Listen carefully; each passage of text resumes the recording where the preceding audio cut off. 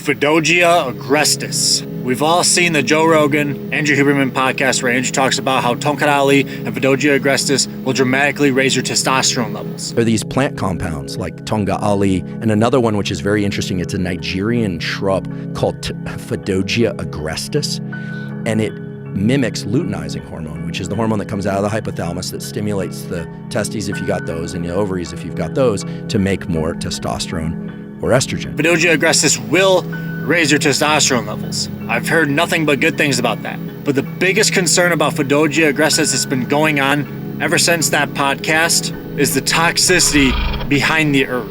There's always a catch to these amazing things, and it sucks. Because this would have been an amazing herbal stack to absolutely skyrocketing your testosterone levels. So it's a shame that it has these toxic effects. But it's been a while since Fadogia Agrestis has been mentioned. And time goes on and more research gets developed over time. So from my recent research, what if I told you that Fadogia Agrestis isn't as toxic to humans as we think it is? So we're all aware that Fadogia Agrestis is going to raise your testosterone. That's what everybody's been saying. Testicular toxicity, liver toxicity, kidney toxicity, all of that. Just toxicity in your organs in general. It's a scary thing, very scary. You know, this study right here talks about the side effects, which are liver and kidney damage. And then in this study, they gave Fadogia Agrestis to rats. This study reported potential toxic damage to the testicles, possibly leading to infertility. There wasn't really a lot of human trials on this herb. There's still to this day, there's none. But take a look at this chart. They gave rats 18 milligrams per kilogram body weight. They gave rats 50 milligrams per kilogram body weight. And they also gave 100 milligrams per kilogram body weight to rats. And then they also had the control group, which is the group that doesn't take anything. So the group that did 100 milligrams per kilogram of body weight, look at that, I highlighted in green. They did amazing. Bang. Now look at the 18 milligram per kilogram body weight group. I highlight that one in blue. Bang. Look at the comparison between day 3 and 5. Day 5, there was a decrease in testosterone, even with the 18 milligram per kilogram body weight. Now, the 18 milligram per kilogram body weight group, that was the only one that was considered transient toxic in the testes, and the rest, toxic testicles for the rest of them, besides the control group. 50 milligrams per kilogram body weight and 100 milligrams per kilogram body weight, that was actually considered permanent damage. But you gotta think, 18 milligrams per kilogram body weight on a rat is different than a human. I got this comprehensive graph right here that you can look at. This is when you're comparing animal doses to a human, and you can see here for the rats. Look at this guide and then refer back to the rat chart that I just showed you. So here you divide the animal dose by 6.2 for the rat. Now you got 2.9 milligrams to a human dose of however many kilos you weigh.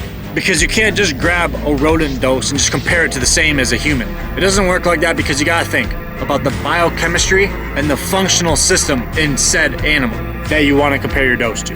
Look at the chart again with the 18 milligram per kilogram body weight, the 50, and the 100. You take the 50 milligram per kilogram body weight, you divide it by 6.2, and you get around 8 milligrams per kilogram body weight. 100 milligrams, do the same thing, divided by 6.2.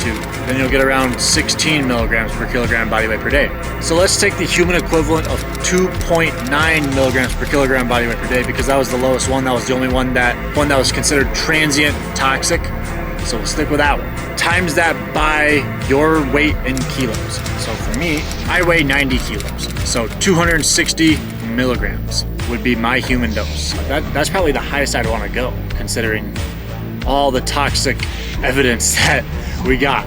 But if you were to do the 8.1 milligrams per kilogram body weight, that's the 50 milligram per kilogram body weight on the rodent side, and then the human side would be 8.1 milligrams per kilogram body weight, the human equivalent, divided by 6.2. Now you got 725 milligrams. The 100 milligram per kilogram body weight rodent dose to the human, which is the 16.1 milligram per kilogram body weight, divide that by 6.2, now you got around 1400 milligrams. Those are some sketchy doses. But even if I were to take 260 milligrams, does that mean it's safe to take it? No. But there is one new study that has caught my eye. This is where all the old studies about Fadogia Agrestis that talk about toxicity take a turn. Look at this study right here. They gave these rats a ton of Fadogia Agrestis. 20 milligrams, 100 milligrams, 200 milligrams, 300 milligrams per kilogram of body weight. Despite this amount of Fadogia Agrestis, they concluded it as an anti-inflammatory symptom and not a toxic symptom.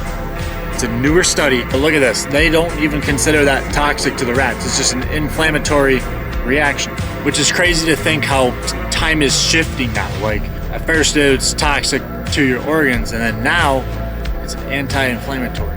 With the span of 5 years, it seems like Fadogia Agrestis is actually starting to bring some hope into the fitness community again. Because at first it was like a big hype, everybody was in it, and then everybody saw the research, and then now nobody wants to take it. But new research just keeps coming, slowly but surely. There's still a lot of studies claiming that it's toxic. We're getting the ball rolling a little bit more.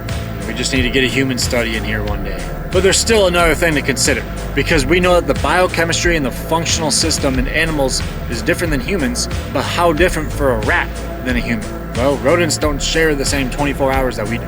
Obviously, 24 hours is the same thing for everybody, but one rodent day is 27 human days. And that trial was day 1, day 3, and day 5 with the chart.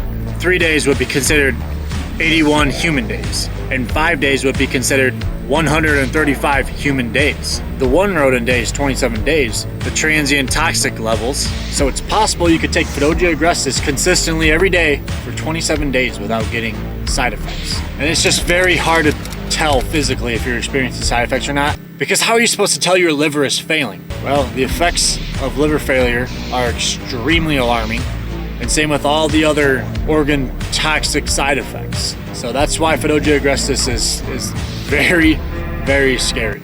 Because another thing you can think about, this is just a theory, but what if Fadogia Agrestis is just toxic to rats and they don't know that? Kind of like how chocolate is toxic to dogs. But if it's like that with rats and Fadogia Agrestis and nobody knows that yet, that would be pretty cool, right? Because then it wouldn't be toxic to humans. I am interested in taking my recommended dose, like what I talked about. So however much you weigh, I would go for that, for the highest dose amount. Well, I came up with 260 because still, after the 5 years that they were talking about Fadogia Agrestis and it blew up on social media, it's all just been toxic to rats. We don't know if it's toxic to humans. So if you were to take this, you would definitely want to get labs done if you were to take Fadogia Agrestis. Because one theory for the testicular toxicity is elevated Leydig cells. So if you decide to take Fadogia Agrestis and your balls start to ache, then that'd be your sign to get off of it immediately. Then you'd want to check your gonadotrophin levels and your LH levels. Make sure they're not too high.